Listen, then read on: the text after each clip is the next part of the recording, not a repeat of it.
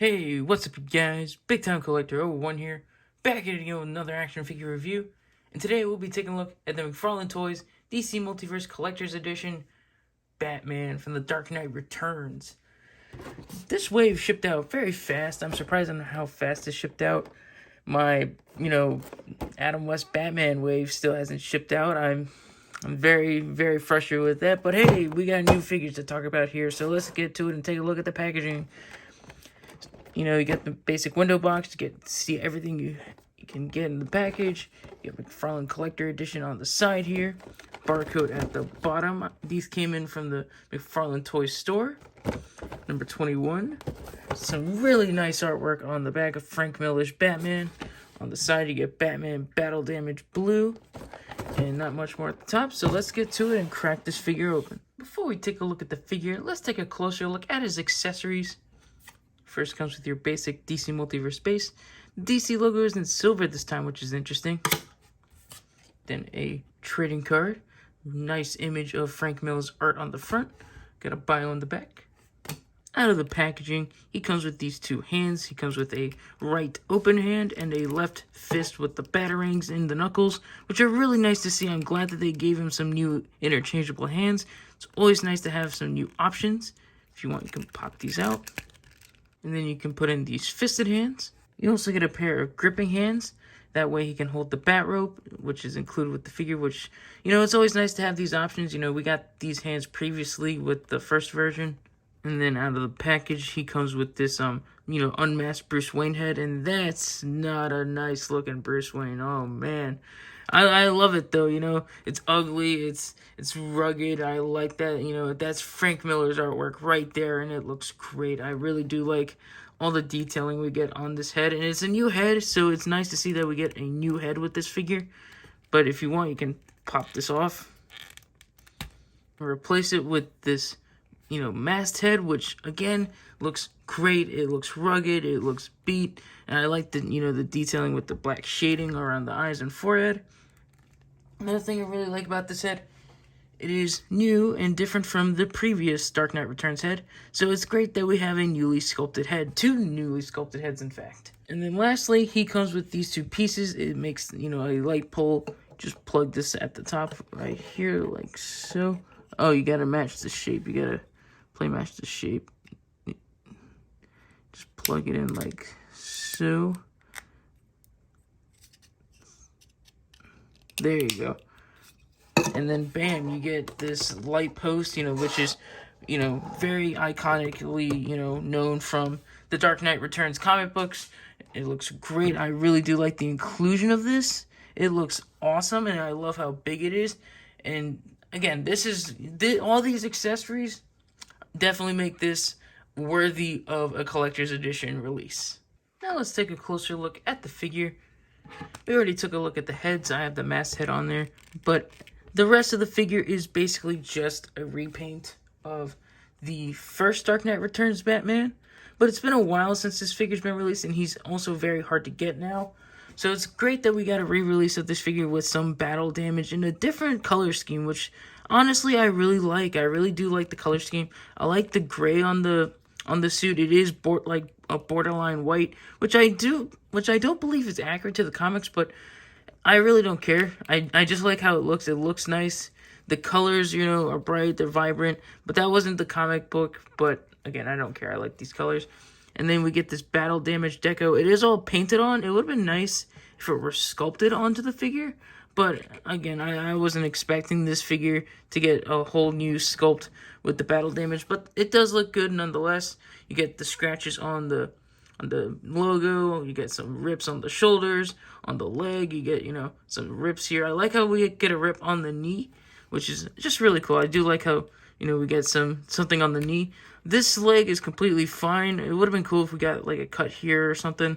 Normally, I'd skip the articulation for like a repainted figure like this, but it's been a minute since we've gotten this body mold. It's the last time I looked at this body was like almost 2 years ago with the first edition of the Dark Knight Returns Batman. So let's go over the articulation real quick. Starting off at the head, it's on a dumbbell joint. It can look up that much, can look down, can rotate all the way around and tilt.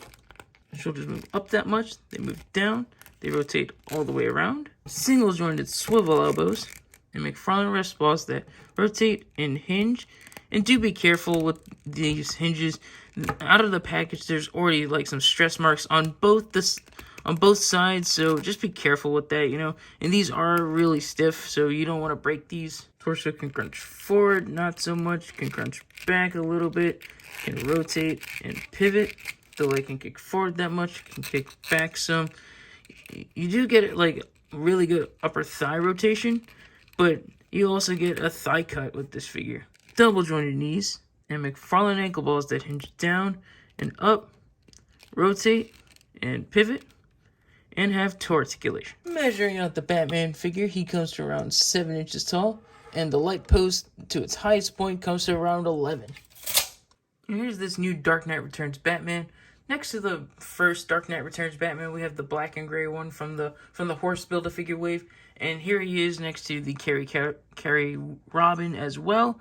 And it's hard for me to say which one I like better, because I've always liked this Batman. I've really always liked him. You know, he's been one of my favorite figures from that year when he was released.